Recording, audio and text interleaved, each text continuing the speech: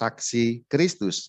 Nah, itu istilah dari mana ya? Dan apa artinya, apa maknanya, apa implikasinya dalam hidup beriman kita? Itulah yang akan kita dalami. Pertama, kita akan mulai dari istilahnya dulu. Siapa yang pertama kali mencetuskan istilah saksi Kristus? Untuk tahu jawabannya, kita akan membuka kitab di dalam Perjanjian Baru, yaitu kitab yang kelima yang bernama Praksis Apostolon atau Kisah Para Rasul di dalam bahasa Indonesia. Kita mulai dari yang paling awal, yaitu Kisah Rasul pada bab yang pertama, ayat pertama, nanti nyambung 2 dan seterusnya, sampai kita menemukan ada ayat yang mencantumkan istilah saksi Kristus. Akan kubacakan. Hai Theophilus, dalam bukuku yang pertama aku menulis tentang segala sesuatu yang dikerjakan dan diajarkan Yesus sampai pada hari ia diangkat ke surga. Sebelum itu, ia telah memberi perintahnya melalui Roh Kudus kepada rasul-rasul yang dipilihnya. Kita lanjutkan pada ayat yang ketiga. Kepada mereka, kepada para rasul, Yesus menunjukkan dirinya setelah penderitaannya selesai. Dan dengan banyak bukti ia menunjukkan bahwa ia hidup. Apa buktinya? Lanjutannya, selama 40 hari, Yesus berulang-ulang menampakkan diri dan berbicara kepada mereka tentang kerajaan Allah. 40 hari dan yang lihat 500 orang. Atau sekurang-kurangnya menurut Kisah Para Rasul 120 orang. Kalau menurut Rasul Paulus 500 orang. Betapa banyak yang melihat dan betapa lama waktu yang digunakan Sang Kristus untuk menjelaskan, menunjukkan bahwa beliau hidup. Ayat 4. Pada suatu hari ketika Yesus makan bersama-sama dengan mereka, ini yang dimaksud Yesus yang sudah bangkit ya. Ia melarang mereka meninggalkan Yerusalem dan menyuruh mereka tinggal di situ menantikan janji Bapa, sebagaimana dikatakannya telah kamu dengar dari aku. Apa itu janji Bapa? Yaitu Roh Kudus, sebagaimana dijelaskan di dalam ayat yang kelima. Yohanes membaptis dengan air, tetapi tidak lama lagi kamu akan dibaptis dengan Roh Kudus. Itulah yang dijanjikan Bapa. Lalu ketika berkumpul, mereka bertanya kepadanya, Tuhan, maukah engkau pada masa ini memulihkan kerajaan bagi Israel? Jawaban Tuhan apa? Pada ayat ke-7, jawab Yesus kepada mereka, engkau tidak perlu mengetahui masa dan waktu yang ditetapkan Bapa sendiri menurut kuasanya. Alusi dari ayat yang ke-7 ini juga bicara mengenai akhir zaman. Maka ini seperti mengulang kembali, kamu tidak perlu mengetahui masa dan waktu akhir zaman ketika Bapa memulihkan kerajaan. Jadi sebenarnya kalau ada orang-orang yang menghitung-hitung nanti zaman ini, tanggal ini, akhir zaman sudah merupakan pelanggaran dari isi Alkitab sendiri. Yuk kita lanjutkan pada ayat yang ke-8. Kamu akan menerima kuasa bila mana Roh Kudus turun ke atas kamu, dan kamu akan menjadi saksi-saksiku di Yerusalem dan di seluruh Yudea dan Samaria dan sampai ke ujung bumi. Sesudah ia mengatakan demikian bunyi ayat yang ke-9, ia diangkat ke surga disaksikan oleh mereka dan awan menutupnya dari pandangan mereka. Nah, kita menemukan pada ayat yang ke-8 tadi, kita kembali pada ayat yang ke-8 bagian cetak warna kuning, kamu akan menjadi saksi-saksiku. Yang dimaksud dengan ku di sana adalah Kristus. Yesus yang diyakini sebagai Mesias, Mesias dalam bahasa Yunani-nya Kristos, Kristos dilatinkan menjadi Kristus, Yesus Kristus. Maka istilah saksi-saksiku atau istilah saksi Kristus sungguh berasal dari firman Tuhan Yesus sendiri dalam Praksis Apostolon pasal pertama ayat yang ke-8. Itu bukan karangan orang-orang, itu bukan karangan para bapak gereja, bukan oleh ahli-ahli spiritual atau siapapun, paus-paus, uskup, dan seterusnya, tetapi dari baginda Yesus sendiri. Ketika beliau mengatakan kamu, yang maksudnya adalah para rasul, akan menjadi saksi-saksiku, kunya Kristus, maka kita mengenal istilah saksi Kristus. Itulah awal mulanya sampai hari ini kita mengenal jadilah saksi Kristus dari baginda junjungan kita Yesus Kristus sendiri. Sekarang kita akan pelajari waktu dan tempatnya kapan rasul-rasul itu menjadi saksi-saksi Kristus. Yuk kita lihat. Kita harus kembali pada Kisah Rasul 1 ayat yang ke-8. Kita akan bahas secara lebih rinci. Kamu akan menerima kuasa bila mana Roh Kudus turun ke atas kamu, dan kamu akan menjadi saksi-saksiku, dan seterusnya. Kita perhatikan, Roh Kudus turun ke atas kamu. Itu hal pertama. Jadi bila mana, yaitu satu saat tertentu ketika Roh Kudus turun ke atas para rasul, sehingga mereka akan menjadi saksi-saksi Kristus. Turunnya Roh Kudus istimewa sekali pada hari Pentakosta, itu berkaitan dengan adanya saksi-saksi Kristus. Dengan kata lain, setelah menerima Roh Kudus pada hari Pentakosta, para rasul menjadi saksi-saksi Kristus. Kita sudah tahu, diceritakan di dalam banyak ayat bahwa sebelum mereka mengetahui Yesus bangkit, mereka ketakutan. Bahkan setelah Yesus bangkit pun, karena mereka belum sepenuhnya paham dan mengerti dan juga meyakini kebangkitan Sang Kristus, para murid masih juga mengalami ketakutan. Tetapi itu berbeda sekali ketika Roh Kudus turun pada hari raya Pentakosta, para rasul kemudian menjadi berani. Yang ketakutan itu hilang, bahkan Petrus kemudian tampil ke depan umum bersama dengan ke-11 rasul, memberikan khotbah sehingga ada 3.000 orang yang kemudian percaya dan dibaptis. Artinya, turunnya Roh Kudus terkhusus pada hari raya Pentakosta berkaitan dengan munculnya, adanya saksi-saksi Kristus, atau kita boleh membahasakan saksi-saksi Kristus terbentuk pada saat hari raya Pentakosta, yaitu turunnya Roh Kudus. Ini kemudian menjadi pemenuhan dari nubuat Sang Kristus yang disampaikan pada Kisah Rasul 1 ayat 8. Nubuat Sang Kristus ini disampaikan sebelum beliau naik ke surga, yang artinya jauh sebelum hari raya Pentakosta. Maka menjadi kenyataan. Bila mana Roh Kudus turun atas kamu, itu hari raya Pentakosta, kamu akan menjadi saksi-saksiku. Itulah waktunya. Hari pertama, yaitu mereka menjadi saksi Kristus, adalah hari raya Pentakosta. Tempat-tempatnya sekarang ya. Kita kembali melihat Kisah Rasul 1 ayat yang ke-8. Di sana dijelaskan di mana sajakah para rasul itu akan menjadi saksi-saksi Kristus. Perhatikan bagian yang dicetak warna kuning. Kamu akan menjadi saksi-saksiku di Yerusalem, selanjutnya di seluruh Yudea dan Samaria, selanjutnya sampai ke ujung bumi. Artinya di situ menjadi saksi Kristus itu ternyata dilakukan secara bertahap-tahap. Tidak langsung begitu saja, tetapi ada tahapan-tahapan yang harus dilalui. Yang pertama Yerusalem, lingkup yang kecil yaitu satu kota, kemudian Yudea dan Samaria, satu wilayah bahkan dua wilayah, kemudian sampai ke ujung bumi.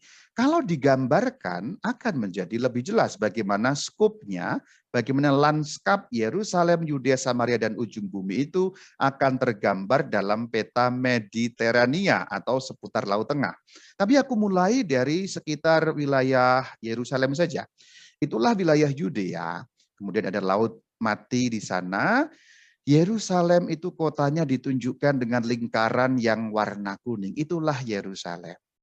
Perhatikan di mana Yerusalem. Nah, kecil, yang bagian kuning itulah Yerusalem, yaitu kota di mana para rasul memperoleh curahan Roh Kudus. Kemudian berlanjut lebih luas, Yudea dan Samaria yang digambar dengan bulatan warna merah. Lebih luas lagi bukan? Yerusalem wilayah lingkup kecil, kemudian Yudea, Samaria jauh lebih luas lagi. Sekarang kita kembangkan, yaitu dengan peta yang mencantumkan Laut Tengah atau Laut Mediterania atau dalam bahasa Latin Mare Internum. Yuk kita lihat, Yerusalem ada di mana? Kecil sekali. Saking kecilnya sehingga aku harus menaruh panah warna kuning supaya kamu tahu di mana letaknya Yerusalem. Yudea dan Samaria juga masih agak kecil, lingkarannya yang tadi besar, sekarang ketika petanya diperbesar, itulah Yudea dan Samaria dengan warna merah. Ujung bumi yang saya lingkari dengan warna biru itu. Di mana ujung bumi? Tentu bumi tidak punya ujung, tapi itu suatu istilah yang jauh sekali. Maka nanti Rasul Petrus, Rasul Paulus sampai ke ujung bumi yaitu Roma. Pada masa itu katakanlah yang dianggap ujung bumi adalah Roma, pusat kekuasaan Imperium Romanum. Tapi juga mereka sampai ke tempat-tempat yang lain. selain hanya Roma. Bahkan Rasul Paulus berencana sampai ke Hispania. Hispania itu Spanyol pada zaman sekarang. Memang tidak sampai ke sana, tetapi sebenarnya sudah merencanakan untuk sampai ke sana. Itu demikian luasnya. Jadi bertahap-tahap, lingkup kecil, lingkup luas lebih luas lagi. Maka menjadi saksi Kristus dilakukan bertahap-tahap. Nanti ada refleksi bagi kita, kenapa kok harus bertahap-tahap. Ini juga bagus juga nanti untuk kita refleksikan. Jarang-jarang loh aku memberikan refleksi atau bahasa umumnya renungan. Jarang sekali aku ngasih renungan. Karena aku punya keyakinan kalau kita memahami katekese Katolik dengan benar, renungan itu muncul dengan sendirinya. Jadi aku nggak perlu ngasih kamu renungan, kalau kamu paham tentang katekese, umumnya renungan akan muncul dengan sendirinya. Selanjutnya kita akan membahas saksi tentang apa sih? Tadi sudah kita ketemu saksi-saksi Kristus. Tapi saksi tentang apa? Kita akan melihat di dalam Kisah Rasul 1 ayat 15 sampai 16. Berdirilah Petrus di tengah-tengah saudara-saudara seiman yang sedang berkumpul itu, kira-kira 120 orang banyaknya, lalu berkata, "Hai saudara-saudara, haruslah digenapi nas kitab suci tentang Yudas." Ini perkara tentang Yudas, yaitu Yudas Iskariot yang sudah mati. Haruslah genap ayat kitab suci. Lalu apa yang akan dilakukan? Ayat 21, harus ditambahkan kepada kami seorang dari mereka yang senantiasa datang berkumpul dengan kami selama Tuhan Yesus bersama-sama dengan kami. Karena Yudas mati, maka harus digantikan supaya jumlah rasul kembali 12 sebagai angka simbolik, yaitu suku-suku Israel. Karena gereja adalah Israel yang baru, maka jumlah rasul dikembalikan menjadi 12 kembali. Yudas Iskariot nanti digantikan oleh Matias. Syaratnya adalah yang selalu berkumpul dengan kedua belasan itu selama Tuhan Yesus bersama-sama, yaitu mengajar kemana-mana, kira-kira selama 3 tahun itu. Di dalam Kisah Rasul 1 ayat 22 ini dikatakan bagaimana kriterianya. Mulai dari baptisan Yohanes yang dimaksudkan Yohanes Pembaptis, sampai hari Yesus diangkat ke surga meninggalkan kami, untuk menjadi saksi dengan kami tentang kebangkitannya. Menurut Kisah Rasul 1 ayat 22 menjadi jelas yang dimaksud saksi-saksi Kristus adalah menjadi saksi mengenai kebangkitan Kristus. Itu juga ada rujukan yang lain, yaitu di dalam Kisah Rasul 1 ayat yang ketiga. Perhatikan, kepada mereka Yesus menunjukkan dirinya setelah penderitaannya selesai, dan dengan banyak bukti ia menunjukkan bahwa ia hidup. Artinya, saksi-saksi Kristus bersaksi tentang kebangkitan Kristus. Kebangkitan Kristus artinya Kristus tidak berada di alam maut, tetapi Kristus hidup. Kristus hidup, Kristus hidup. Itulah yang menjadi inti pokok kesaksian para rasul. Dan memang bukankah iman tentang Paskah itulah yang menjadi dasar sehingga kita juga punya iman yang sama dengan para rasul. Kalau Kristus tidak bangkit, kata Rasul Paulus, sia-sialah iman kita. Tidak ada fungsinya apa-apa, semua cerita, semua pengajaran. Tetapi karena Kristus bangkit yang artinya ia hidup, maka semua itu punya arti yang mendalam. Jadi dengan demikian, kesaksian yang perlu disampaikan hal pertama atau yang terutama adalah Kristus itu hidup. Menjadi saksi tentang kebangkitan Kristus yang artinya Kristus itu hidup. Maka menjadi saksi Kristus adalah menjadi saksi tentang kebangkitan Sang Kristus yang artinya Yesus hidup. Bagaimana mereka menjadi saksi? Yuk kita lihat. Kisah Rasul 2 ayat 32. Yesus inilah yang dibangkitkan Allah, dan tentang hal itu kami semua adalah saksi. Kami semua yang dimaksud rasul-rasul tadi. Perhatikan yang dicetak warna kuning. Kami semua adalah saksi. Selanjutnya kita juga dapat lihat Kisah Rasul 3 ayat 15. Kamu telah membunuh perintis kehidupan, tetapi Allah telah membangkitkan dia dari antara orang mati. Dan tentang itu maksudnya apa? Tentang hal bahwa Allah membangkitkan Kristus. Kristus bangkit, Kristus hidup. Kami adalah saksi. Diulang, kami adalah saksi. Yang dimaksud kami tentulah kumpulan para rasul, terutama ke-12 rasul itu. Masih ada di dalam Kisah Rasul 4 ayat 33. Dengan kuasa yang besar, rasul-rasul memberi kesaksian tentang kebangkitan Tuhan Yesus. Dan mereka semua hidup dalam anugerah yang melimpah-limpah. Memberi kesaksian tentang apa? Kebangkitan Tuhan Yesus, yang artinya apa? Mereka bersaksi Yesus sungguh hidup. Yesus tidak lagi berada di antara orang mati. Itulah hal pertama dan terutama yang dimaksud menjadi saksi Kristus. Maka saksi Kristus mengatakan Kristus itu hidup. Kristus tidak mati lagi. Kristus telah bangkit. Itulah kesaksian pertama. Mereka yakin bahkan dengan mengatakan aku adalah saksi, kami adalah saksi bahwa Yesus Kristus hidup. Yesus Kristus tidak berada di antara orang mati lagi. Itulah kesaksian yang pertama dan terutama, dan apa maksudnya menjadi saksi Kristus. Menjadi saksi Kristus berarti yakin dan percaya, mengatakan, mengajarkan, mewartakan Kristus itu hidup. Itu arti yang pertama. Sekarang kita akan masuk kepada arti yang kedua, apa artinya menjadi saksi Kristus. Yaitu Kristus menugaskan kami. Kita perhatikan dalam Praksis Apostolon pada pasal yang ke-10 ayat 39. Kamilah saksi-saksi, nah diulang selalu, kamilah saksi-saksi dari segala sesuatu yang diperbuatnya di negeri orang Yahudi maupun di Yerusalem.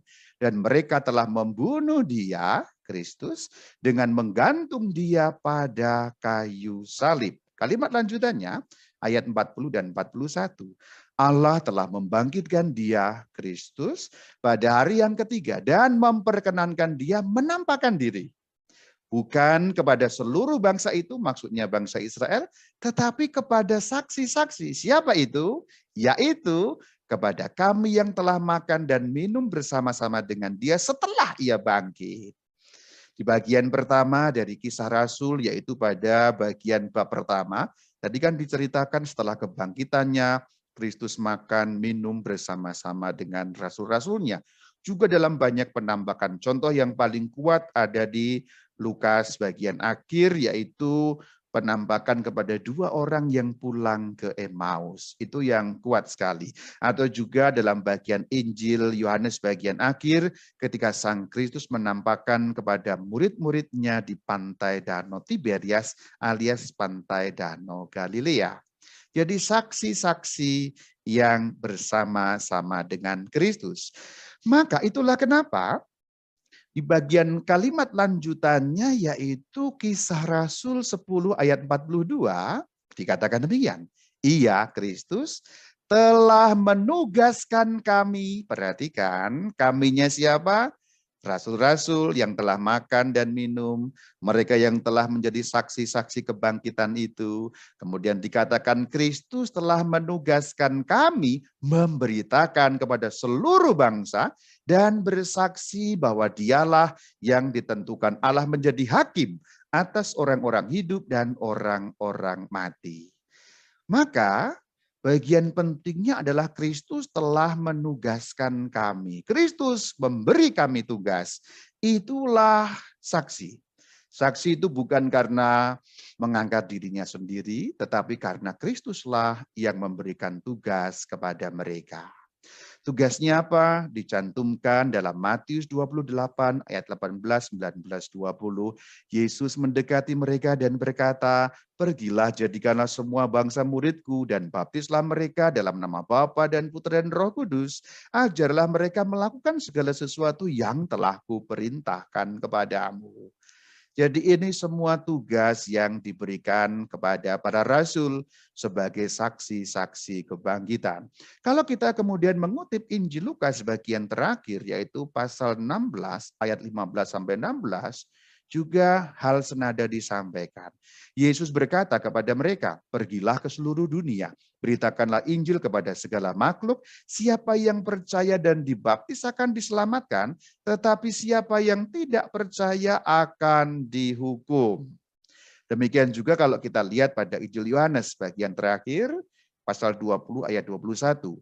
Kata Yesus sekali lagi, Shalom Alaikum, Sama seperti Bapa mengutus aku, demikian juga sekarang aku mengutus kamu. Diutus. Diutus itu menjadi utusan. Utusan bahasa Yunaninya apostolos. Apostolos terjemahnya rasul. Berarti sekarang aku mengutus kamu, aku menugaskan kamu menjadi rasul. Kalau diterjemahkan secara bebas kira-kira demikian. Jadi seorang saksi orang yang ditugaskan. Maka kalau kita menjadi saksi Kristus, penghayatan kita adalah kita ditugaskan oleh Sang Kristus. Dan memang ayat-ayat Injil yang tercantum tadi itu yang sudah kita lihat, memang pertama-tama konteks dekatnya untuk 12 rasul, untuk murid-murid Tuhan. Tetapi setiap orang yang dibaptis membaca Injil ini juga mendapat perintah yang sama artinya. Ayat-ayat yang sudah kita baca, Matius 28 tadi, Markus 16, demikian juga Yohanes 20, juga berlaku bagi setiap kita yang dibaptis dalam nama Allah Bapa, Putra, Roh Kudus. Maka saksi mengatakan Kristus menugaskan kami. Kristus memberi aku tugas. Jadi kalau kita diberi nyanyian jadilah saksi Kristus, kalau kamu tidak merasa tugas-tugas itu tadi untuk kamu, kamu belum jadi saksi Kristus. Maka kalau membaca ayat-ayat ini dan merasa ini berlaku, dan memang itu semua harus berlaku untuk kita, maka kita menjadi saksi Kristus. Paling kurang dari sisi pengertian dan perasaan dulu ya. Kita mengerti, memahami, merasa Kristus menugaskan kita. Itu hal kedua yang perlu kita pahami sebagai saksi, artinya Kristus menugaskan kami, menugaskan aku, menugaskan kita. Hal yang ketiga, makna dari saksi Kristus adalah pengakuan iman, yakin sungguh Kristus menyelamatkan aku. Demikian jugalah yang dialami, dirasakan, diimani oleh para rasul. Kita baca Kisah Rasul 18 ayat kelima. Ketika Silas dan Timotius datang dari Makedonia, Paulus mulai dengan sepenuhnya memberitakan firman dan bersaksi kepada orang-orang Yahudi bahwa Yesus adalah Mesias. Selanjutnya, kita akan membahas Kisah Rasul 22 ayat 15. Sebab engkau, maksudnya Saulus, harus menjadi saksinya terhadap semua orang tentang apa yang kau lihat dan kau dengar. Jadi penugasan kembali diulang lagi. Dan keyakinan bahwa Yesus adalah Mesias, itulah yang diwartakan kemana-mana. Itulah kenapa rasul-rasul begitu yakin. Karena bagi mereka Yesus pemenuhan janji nubuat tentang Mesias. Inilah Rasul Paulus yang juga kemudian jadi getol sekali mewartakan menjadi saksi Kristus juga. Di dalam Kisah Rasul 26 ayat ke-22, kita dapat membaca, dengan pertolongan Allah aku dapat hidup sampai sekarang dan bersaksi kepada orang-orang besar dan orang-orang kecil. Aku dapat hidup sampai sekarang artinya karena Kristus menyelamatkan aku.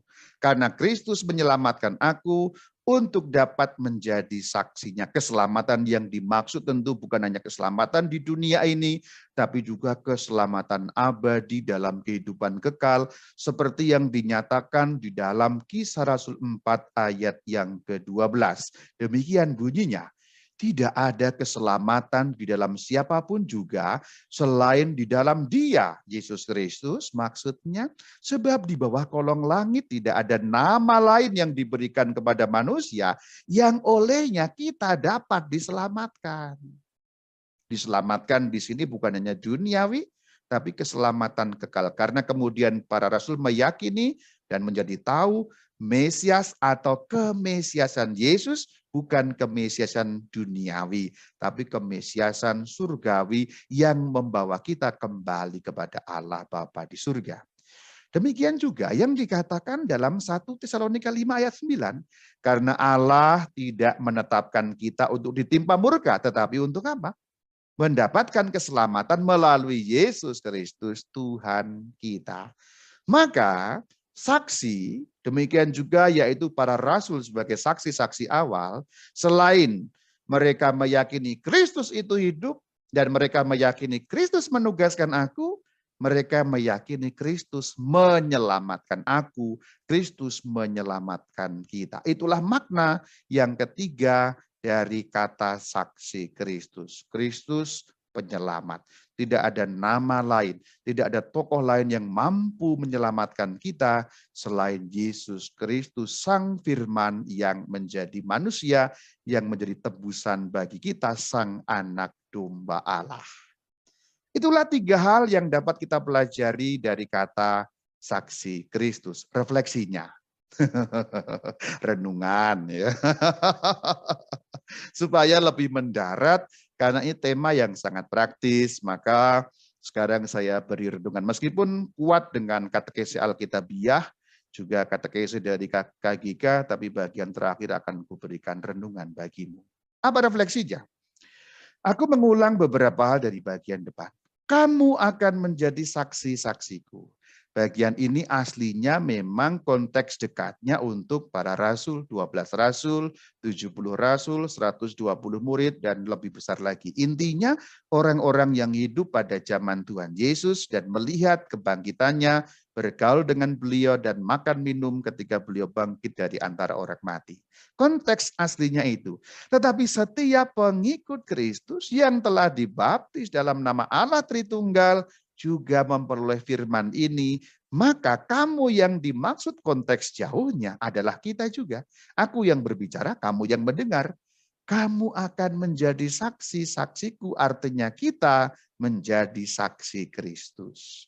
Maka lagu di bagian depan cocok sekali. Jadilah saksi Kristus, dan ini firman Kristus sendiri yang juga dikenakan kepada kita. Menjadi saksi Kristus karena menerima Roh Kudus. Di dalam gereja Katolik, penerimaan Roh Kudus yang demikian nyata terjadi di dalam sakramen penguatan. Bukan sakramen krisma ya, sakramen penguatan. Kalau krisma itu nama minyaknya. Nah, mulai sekarang mulai dibetulkan. Apalagi kalau kita membaca KGK jelas sekali sakramen penguatan. Tidak ada sakramen krisma ya, karena krisma nama minyaknya. Ini kira-kira mirip dengan sebutan kita sakramen ekaristi. Penerimaannya memang komuni pertama, tapi tidak ada sakramen komuni pertama, itu tidak ada ya. Yang ada sakramen ekaristi. Orang yang menerima komuni pertama, saat itu yang diterimanya sakramen ekaristi. Orang yang menerima pengurapan minyak krisma, saat itu yang diterimanya adalah sakramen penguatan. Betulkan mulutnya ya, sakramen penguatan. Maka supaya kita dapat menjadi saksi Kristus, kita terima Roh Kudus. Itulah nilai penting sakramen penguatan. Karena di dalam sakramen penguatan kita menerima Roh Kudus yang menjadikan kita saksi Kristus. Menjadi saksi Kristus itu bertahap-tahap. Maksudnya apa? Seperti bagian awal tadi, Yerusalem, Yudea, Samaria, ujung bumi. Demikian juga kita tidak usah berpretensi menjadi saksi Kristus sampai ke ujung bumi, tapi mulailah dari hal yang kecil. Rumahmu sendiri, tetanggamu, lingkungan tempat kamu berada, stasi, atau kemudian wilayah, paroki, dan seterusnya. Jadi menjadi saksi Kristus bertahap-tahap, tetapi intinya apa? Harus dimulai. Jika tidak dimulai, mana ada kemudian bertahap. Tetapi memang bertahap-tahap ini perlu makin meningkat seperti yang sudah kita lihat dari dengan para rasul sendiri. Maka kita sudah mengetahui 3 makna menjadi saksi Kristus. Pertama, ketika kita menjadi saksi Kristus, kita yakin dan percaya dan dapat memberi kesaksian Kristus itu hidup. Maksudnya apa? Kristus bukan tokoh dongeng. Kristus Yesus bukan tokoh fantasi. Bukan hanya cerita pada masa lalu, tapi kita mengalami dan percaya sungguh Yesus Kristus itu hidup, menemani seperti yang beliau katakan, aku menyertai kamu senantiasa sampai kepada akhir zaman. Itu artinya menjadi saksi Kristus. Kalau kamu belum bisa mengatakan yes, Yesus Kristus itu hidup betul. Rahmat mengalami Kristus hidup? Yes, aku mengalami dan aku bisa mengatakan aku adalah saksinya. Seperti para rasul mengatakan kami adalah saksinya. Bagiku Kristus bukan sekedar cerita, fantasi, dongeng, rekayasa, novel, fiction dari 2000 tahun yang lalu. Tapi beliau sungguh-sungguh Tuhan Juru Selamat yang hidup, Mesias. Hal yang kedua, Kristus menugaskan aku. Aku juga merasa seperti para rasul. Demikian juga hendaklah kamu yang mendengarkan. Dan semua ayat-ayat yang berlaku untuk para rasul tadi juga berlaku untuk kita, untuk aku, untuk kamu. Maka kita bisa mengatakan, kalau dikatakan jadilah saksi Kristus, kita yakin, percaya dengan sungguh-sungguh, Kristus menugaskan aku menjadi saksinya. Seperti dulu beliau menugaskan para rasul menjadi saksi-saksinya. Yang ketiga, Kristus menyelamatkan aku dengan yakin, dengan sungguh-sungguh percaya. Tidak ada nama lain yang sanggup menyelamatkan kita. Tidak ada juru selamat lain yang sanggup membawa kita kembali ke rumah Bapa Surgawi selain Yesus Kristus Tuhan kita. Kalau bagian yang ketiga ini kamu belum terlalu percaya, kamu mungkin membutuhkan banyak katekese. Sehingga paling kurang secara pengertian, kemudian nanti semoga berlanjut dalam pengalaman hidup, kamu bisa mengatakan, Kristus menyelamatkan aku. Tiga hal ini perlu engkau batinkan kalau engkau mau sungguh menjadi saksi Kristus. Kristus itu hidup. Kristus menugaskan aku karena Kristus telah menyelamatkan aku. Itulah arti dan makna saksi Kristus.